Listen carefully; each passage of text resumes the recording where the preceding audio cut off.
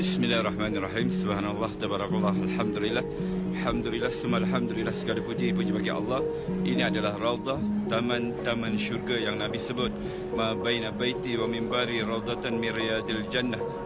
Di antara rumahku, rumah baginda Nabi sallallahu alaihi wasallam, dan juga mimbarnya di sana, ya, adalah merupakan taman syurga.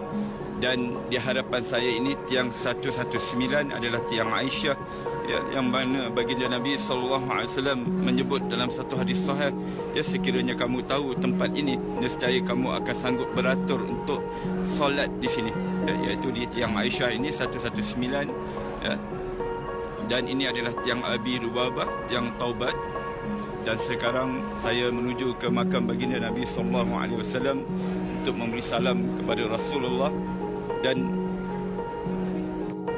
percayalah, baginda Nabi, ya, akan menjawab salam kita, ya. Kita ditegah untuk meninggikan suara di hadapan baginda Nabi sallallahu alaihi wasallam. Ketika memberi salam kepada baginda ini, kita perlu merasai, menjiwai bahawa, ya, Nabi mendengar salam daripada kita umatnya.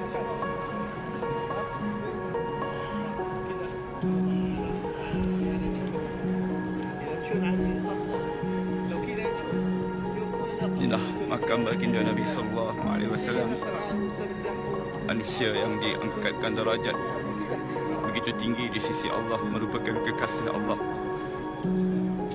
Assalamualaikum ya Rasulullah, Assalamualaikum ya Habib Allah, Assalamualaikum ya Nabi Allah, Assalamualaikum ya Rasulullah, Assalamualaikum ya Habib Allah, Assalamualaikum ya Nabi Allah.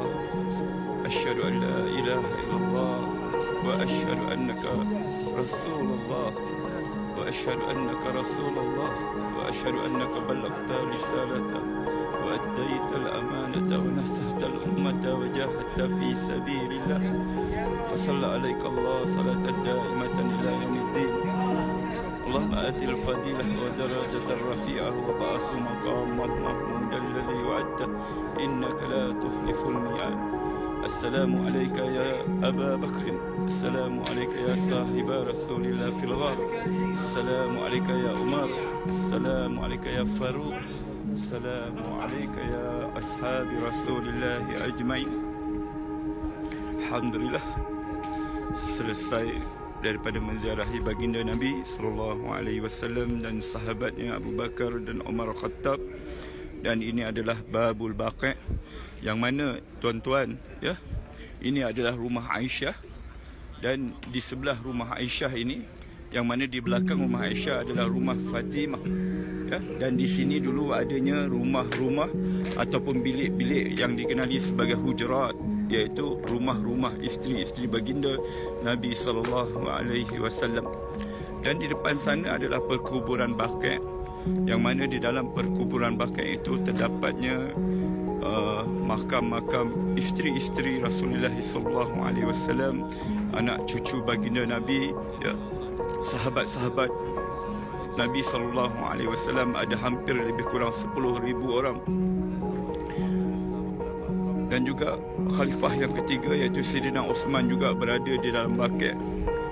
Ketika baginda Nabi sallallahu alaihi wasallam, Nabi hidup dulu, ya, bila Nabi berkelapangan, sebelah malamnya Nabi akan pergi ke Baqi'. Daripada rumah Nabi ini, ya, dan rumah Nabi yang lain, iaitu di sebelah-sebelahnya juga, yang dikenali sebagai hujurat. Bila Nabi ada kesempatan, maka Nabi akan berjalan sebelah malamnya ke perkuburan Baqi' untuk mendoakan keampunan untuk ahli Baqi'. Dan keuntungan bagi mereka yang meninggal dunia di bumi Madinah Al-Munawwarah ini pasti akan dikebumikan di Baqi', ya, di dalam tempoh waktu-waktu yang tertentu sebelum dipindahkan ke tempat yang lain. Dan kelebihan mereka yang meninggal di bumi Madinah ini, sebagaimana hadis sahih baginda Nabi sallallahu alaihi wasallam menyebut, man istata'a minkum ay yamut fil Madinah falyaf'al fa inni syafi'un yaumal qiyamah. Sesiapa yang mampu untuk mati di Madinah ini, maka berbuatlah demikian, kerana aku memberi syafaat kepada orang yang mati di Madinah.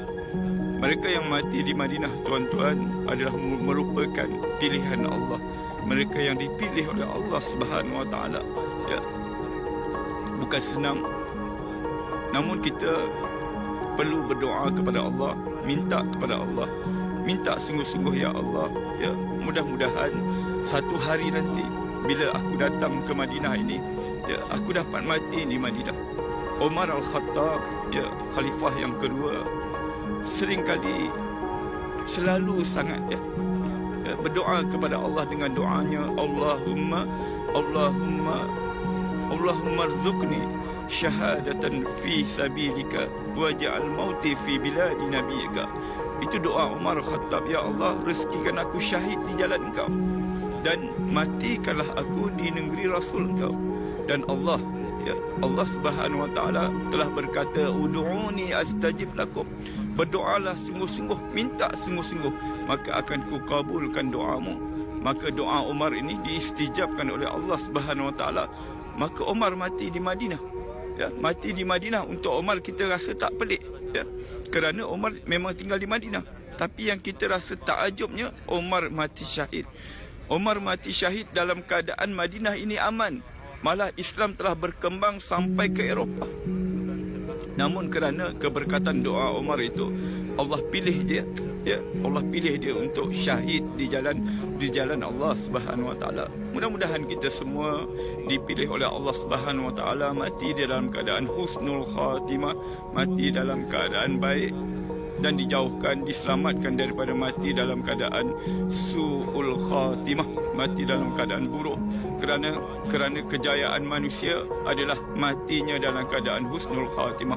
Kita hidup di dunia ini walaupun kita ni hebat, mempunyai pangkat yang besar, mempunyai kekayaan, malah kalau kita ni pun orang ibadatnya hebat, tapi kalau ditakdirkan kita ni mati dalam keadaan su'ul khatimah, kalau kita mati dalam keadaan su'ul khatimah, maka binatang anjing itu lebih mulia daripada kita, tuan-tuan. Na'udzubillah min zalik. Seorang ulama pernah menyatakan ketika dia berjumpa dengan anjing, ya, dia berkata, belum tentu aku lebih mulia daripada engkau, anjing. Ya, sekiranya kalau aku mati dalam keadaan su'ul khatimah, aku lebih hina daripada engkau. Begitulah kita manusia ini, tuan-tuan. Kalau kita dicabut nyawa dalam keadaan buruk, dalam keadaan kita su'ul khatimah, dalam keadaan kita berdosa kepada Allah, dalam keadaan kita tidak sempat untuk bertaubat kepada Allah, maka kita menjadi sehina-hina manusia.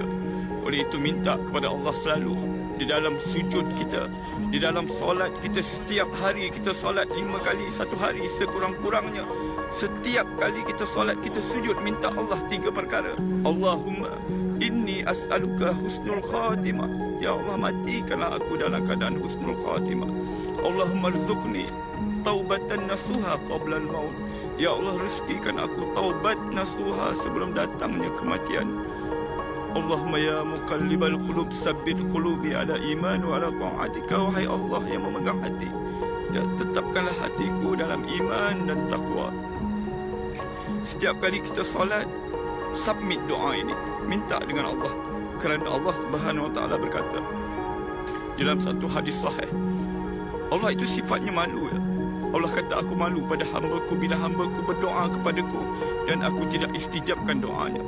Oleh itu, tuan-tuan, ya, marilah selalu kita berdoa kepada Allah, minta apa saja kepada Allah, bergantung harap hanya kepada Allah Subhanahu Wa Taala. Sekarang suasana di Madinah ini, lepas daripada solat Isyak, keadaan cuaca memang tengah sejuk, mungkin dalam keadaan 13-14 darjah Celsius. Namun alhamdulillah, rasa sangat-sangat tenang di bumi Madinah ini, yang mana ketenangannya memang kita tak dapat rasa di tempat-tempat yang lain. InsyaAllah, ya, yang mana belum pernah sampai di bumi Madinah Al-Munawwarah, submitlah doa, minta dengan Allah, ya, minta dengan Allah. Kalau kita ini tak ada duit, tak ada kemampuan daripada sudut keuangan, minta kepada Allah hadiah, minta hadiah daripada Allah, ya. Allah itu maha kaya, tuan-tuan. Kita ini yang miskin meminta. Oleh itu minta hadiah dengan Allah. Kalau kita tidak ada kemampuan daripada duit, daripada keuangan kita tak cukup, rasa-rasanya memang tak cukup, ya, maka minta Allah hadiah, ya. Minta Allah hadiah. Tidak ada mustahil di sisi Allah Subhanahu Wa Taala. Saya dah buktikan, ya. Saya dah buktikan pernah ajar orang dan telah termakbul doanya dengan hanya minta hadiah daripada Allah. InsyaAllah saya akan kongsikan kisah seorang lelaki pakcik ini yang telah dihadiahkan oleh Allah, dia datang ke bumi Mekah, ya. Sedangkan pakcik ini tak bekerja pun. Jadi insya-Allah kita kongsikan di lain masa, di lain waktu. Dan untuk akhirnya dari sini kita dapat lihat kubah berwarna hijau, yang mana di bawah kubah warna hijau itulah rumahnya Aisyah radhiyallahu anha, tempat makamnya baginda Nabi sallallahu alaihi wasallam.